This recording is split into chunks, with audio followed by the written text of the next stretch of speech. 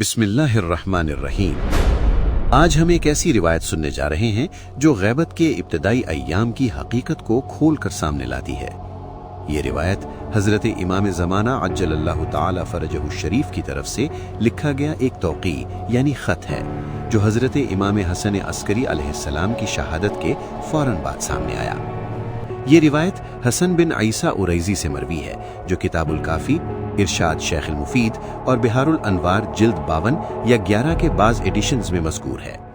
حضرت ابو محمد امام حسن عسکری علیہ السلام جب شہید ہوئے تو لوگوں میں افواہیں پھیل گئیں۔ کچھ لوگوں نے کہا امام حسن عسکری علیہ السلام لا ولد یعنی بغیر اولاد شہید ہوئے۔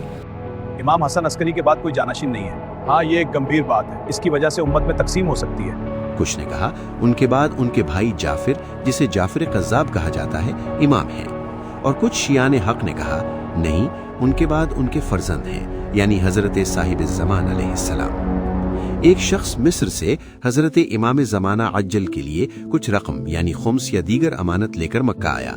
وہاں پہنچ کر اس نے یہ ساری باتیں سنی تو پریشان ہو گیا۔ یہ افواہیں سن رہے ہو، امام حسن عسکری کا جان پہ ثقافت ملے گی، لیکن کچھ لوگ اس پر شک کرتے ہیں۔ ہاں، بڑا فتنہ ہوگا۔ اس نے حقیقت جاننے کے لیے ایک معتمد آدمی ابو طالب کو سامرا یعنی عسکر بھیجا اور ایک خط بھی دیا۔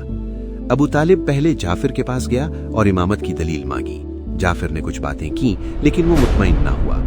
پھر حضرت امام حسن عسکری علیہ السلام کی ڈیوڑی یعنی گھر پر پہنچا اور حضرت صاحب الزمان علیہ السلام کے سفیر جناب عثمان بن سعید یا ان کے نمائندے کو وہ خط دیا۔ کچھ عرصے بعد جواب آیا، وہ توقیع جو خود حضرت امام زمانہ عجل نے لکھا تھا۔ اے شخص، اللہ تجھے صبر دے، تیرا مالک یعنی امام حسن عسکری علیہ السلام فوت ہو گیا ہے، اور وہ رقم جو اس کے پاس محفوظ تھی اس نے اپنے ایک معتمد شخص کو وصیت کی تھی کہ وہ اپنی ثوابدید یعنی اپنے خیال پر عمل کرے۔ چنانچہ جو کچھ تم نے لکھا تھا ویسا ہی پایا گیا۔ یہ تحریر اس بات کی واضح دلیل ہے کہ امام حسن عسکری علیہ السلام کے بعد امام ان کے فرزند ہیں۔ امام زمانہ زندہ ہیں اور لوگوں کے حالات سے باخبر ہیں۔